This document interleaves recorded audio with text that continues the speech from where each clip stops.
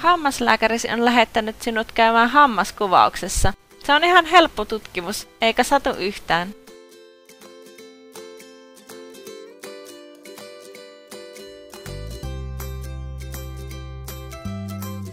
Ensimmäiseksi kuvaukseen tullessasi sinun tulee ilmoittautua saapuneeksi röntgenin toimistoon.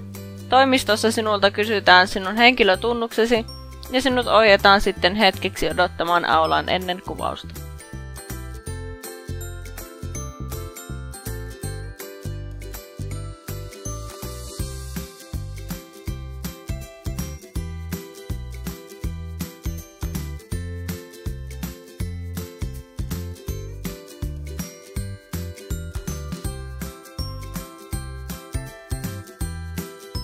Kun odotat vuoroasi aulassa, sinun tulisi ottaa pinnit, korut ja silmälasit pois, jos et ole niitä kotona ehtinyt ottaa. Röntgenhoitaja kutsuu sinut nimellä kuvaushuoneeseen. Äiti tai isä voi jäädä käytävään odottamaan kuvauksen ajaksi. Ennen kuvausta hoitaja asettelee sinut oikeaan kuvausasentoon.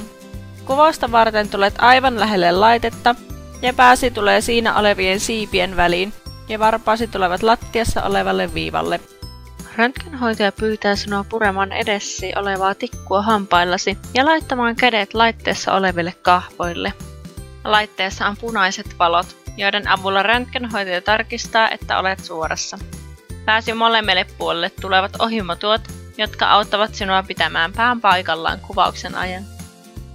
Röntgenhoitaja pyytää sinua myös irvistämään niin, että näkee kulmahampaasi. Sitten ollaan jo melkein valmiita ottamaan kuvaa hampaistasi.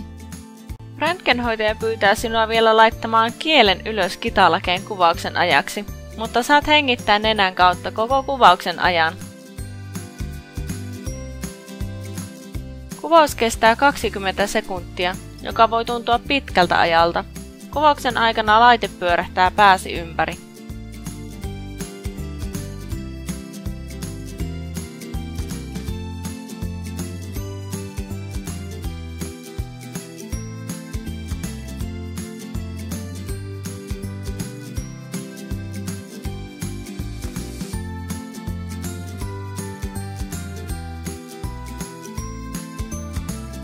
Kuvauksen jälkeen hoitaja ohjeistaa sinua sen mukaan, onko hammaslääkäri pyytänyt sinusta lisää kuvia. Tällainen kuva siitä sitten tuli. Siinä näkyvät kaikki sinun hampaasi. Seuraavaksi sinusta otetaan kallon sivukuva.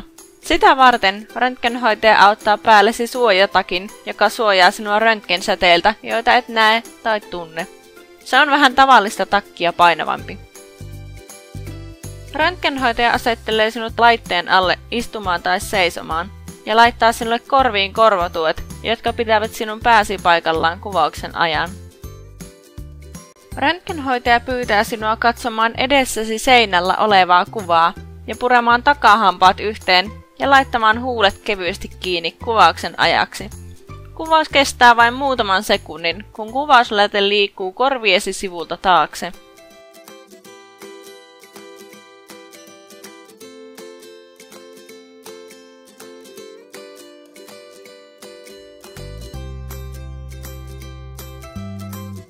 Kuvauksen jälkeen hoitaja auttaa sinua riisumaan suojatakin pois, ja sitten tulikin valmista ja pääset lähtemään. Kuvat hoitaja lähettää sinun hammaslääkärillesi.